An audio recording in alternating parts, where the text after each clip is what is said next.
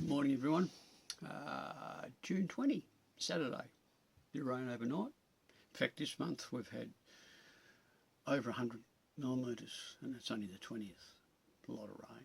But having said that, we do need it.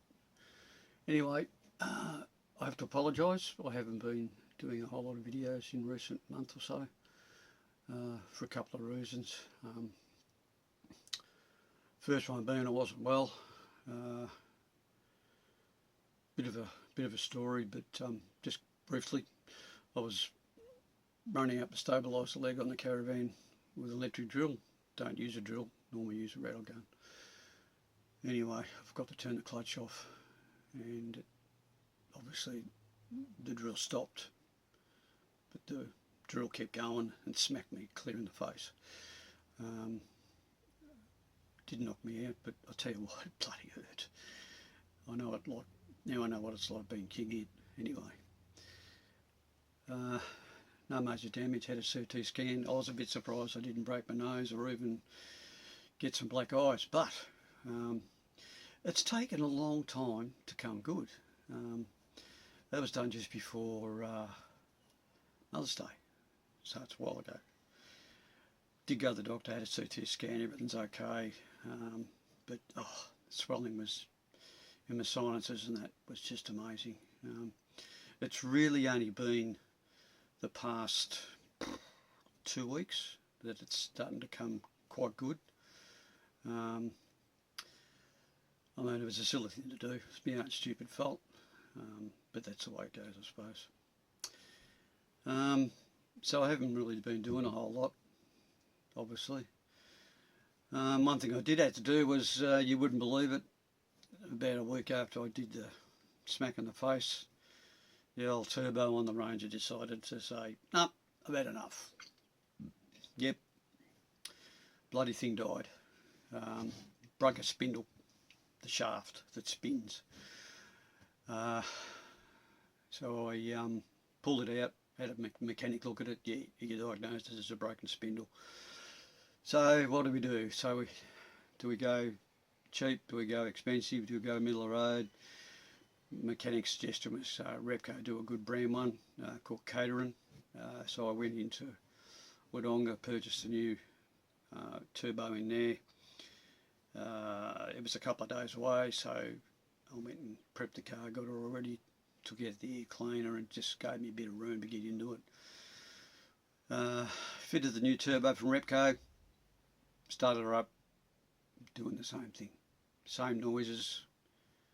I thought, what the fuck? Anyway, I was chatting to a good friend of mine up at Estale, Steve Main. Steve-O.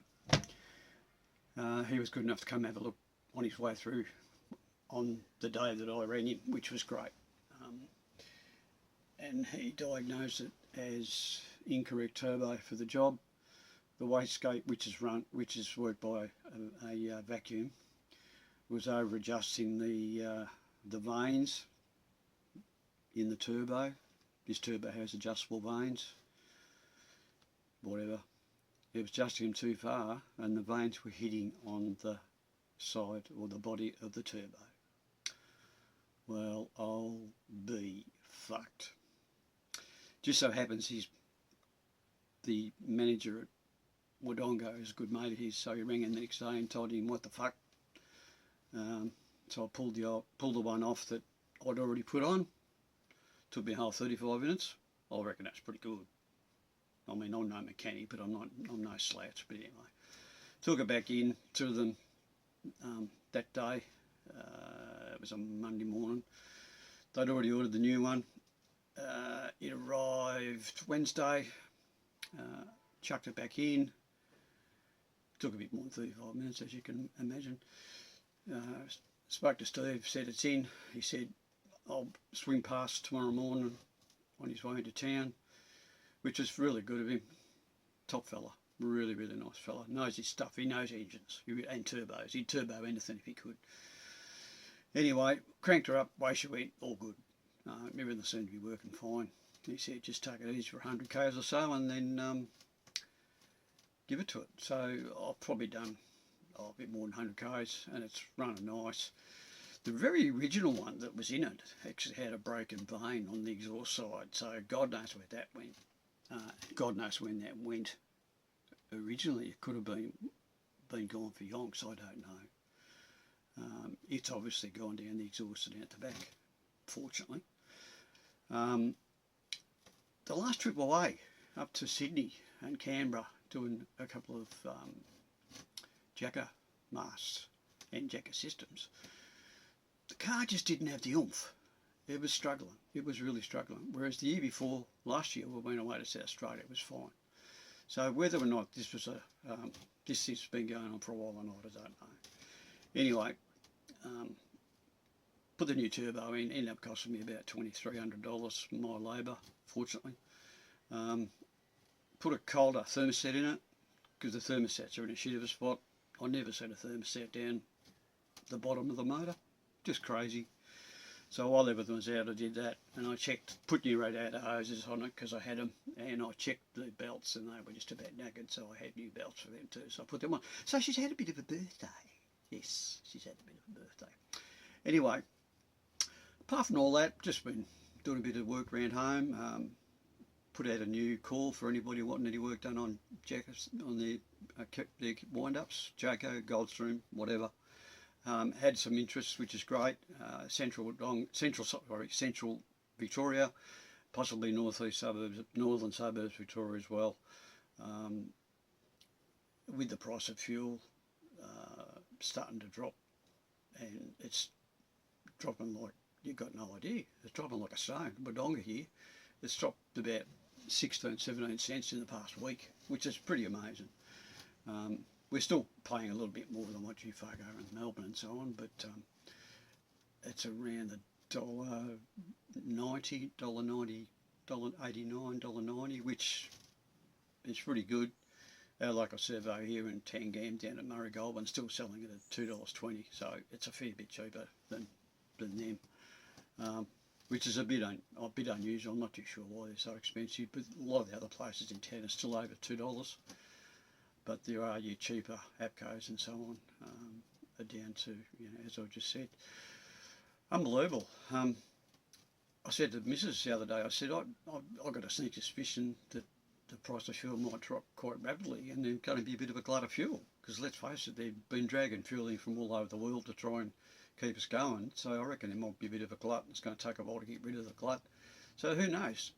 We might be getting fuel even cheaper than what we were before the Iran war. I see diesel and unleaded are quite cheap in Melbourne. In fact, unleaded's down to, I've seen $1.40s, $1.50s. Some of you might be able to let me know about that. I'd be interested. I haven't really taken much notice of the price of diesel, but I dare say it's probably still considerably cheaper than us. We've always paid a lot more than everywhere else, which, typical. I mean, you don't mind paying a few cents extra, but when it's 10, 15, 20 cents, that's starting to get beyond a joke. Anyway, haven't had much to do with the van lately. I may have mentioned I've swapped from 9 kg bottles down to 3.7, 4 kg, whatever they are, the smaller ones. We don't have a gas fridge, we don't have gas cooking hot water, so we don't use a huge amount of gas. And I was finding the 9 kg ones will last them forever, which was good. But you can run 2 pretty heavy gas bottles, so I thought, bugger it. I had a couple of, in the boneyard, a few smaller bottles there, so I did the swap over, and I've got the 2 small ones. Gave me a heap more room in the front box. I can actually open the lid and actually see everything that's in there, rather than have to pull things out to find things. The smaller bottles give you physically a lot more space, and they're half the weight, so that's got to be a good thing. Most of the van really hasn't changed much. It's probably been trying to think about getting away for a couple of days up the river, do a bit of camping, but it has been wet and cold. Not that that worries us. Diesel heater works fine, a bit of rain, who cares? Just be nice to get away for a couple of weeks or a couple of days or even overnight or something. But anyway, still looking at doing the trip down to Central Victoria, mainly Bendigo. I'll be based at Heathcote at my mate's down there. Pete, dude. Yeah, we can drink coffee and talk shit all day. We're very good at that. Anyway, I think that's about all for the moment. Any questions, give us a hoy. Always willing to chat. One more thing. I do have a fella coming over from Kahuna Monday for some new jacamasts into a Jayco. They are just brilliant things.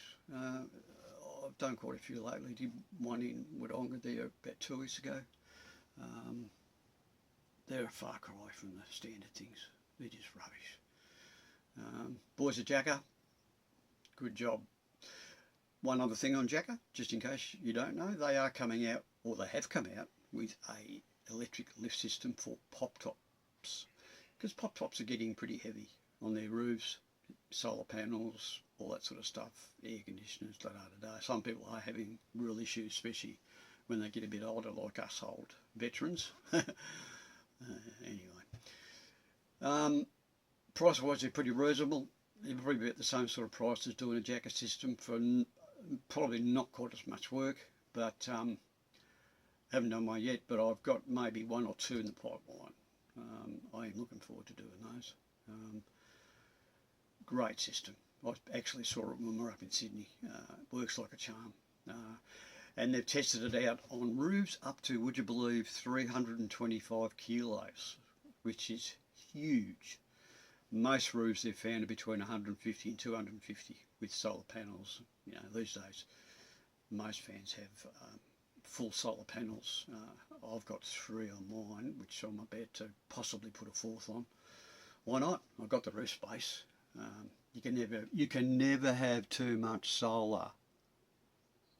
Yeah, you heard it right. You can never have too much solar. I'm pretty happy with my system anyway, but that's good.